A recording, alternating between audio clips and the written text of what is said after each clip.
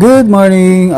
Bali ngayon ay March 22, 2024. So, dahil maaga nga tayo nakatapos sa ating mga gawaing bahay ngayong umaga, naisipan kong linisan tong likod namin, yung backyard, dahil sobrang busy na ni mama sa kantin at paminsan-minsan na siya ay maalis. So, naisip ko na tanggalan ng mga dahon tong backyard. So, marami nang tuyong dahon para makatulong naman sa kanya.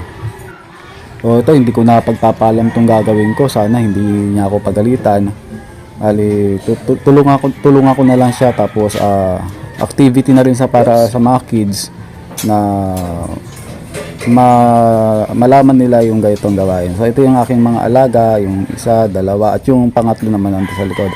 So umpisahan na naming kalkalin at bawasan ng mga iniingatang kalat tong likod.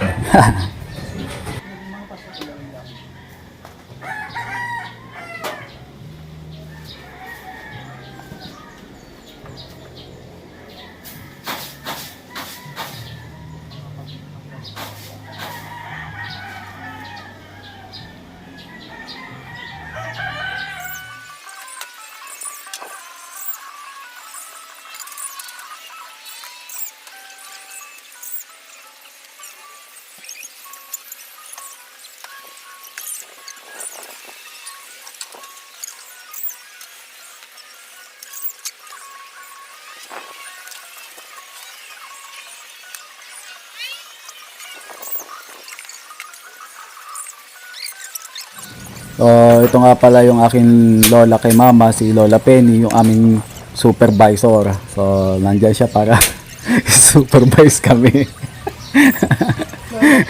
Nakaharang pa sa camera eh. So, ayun, si Lola Pinyang ay 85 years old na po. Ayun.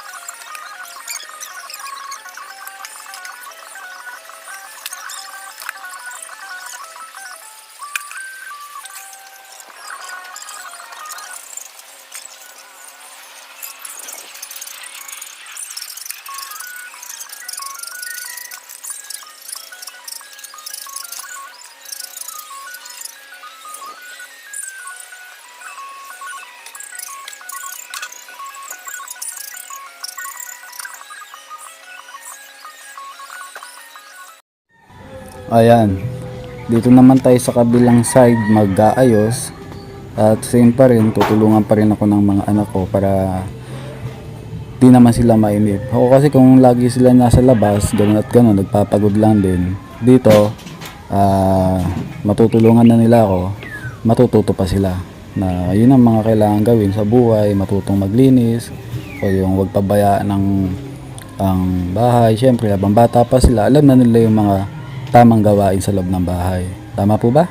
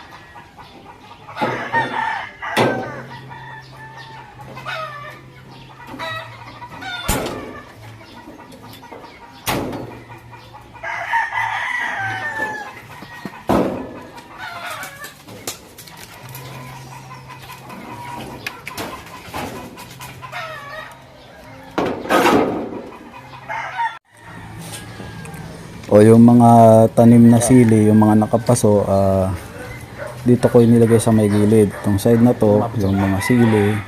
Bukod pa yung mga sili na itinanim ko dun na direkta sa lupa. O, halika. Samahan niyo ako, magsusunog ako ng basura.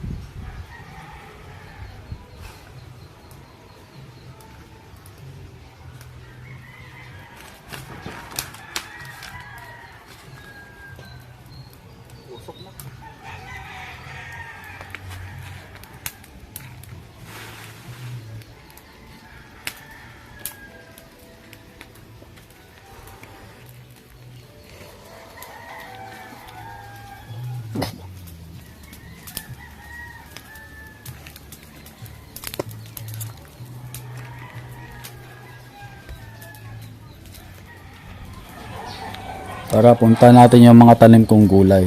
O, meron akong mga tanim dito, papaya, saka oregano, sili, may luya, saka yan, mga dragon fruit.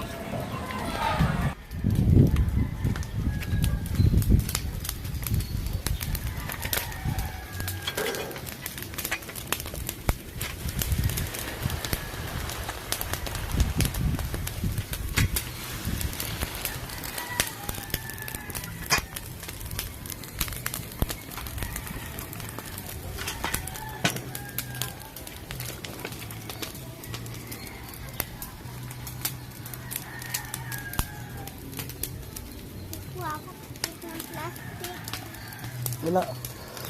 Plastic dito. Nasa loob ang plastic. Ano ba yun?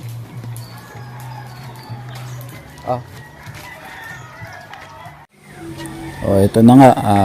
Hanggang dito lang muna. Tapos na kami maglinis ng mga kids ko. Ito yung itsura ng lugar na aming nilinis ngayong umaga. Oras na para maganda ng tanghalian. Okay.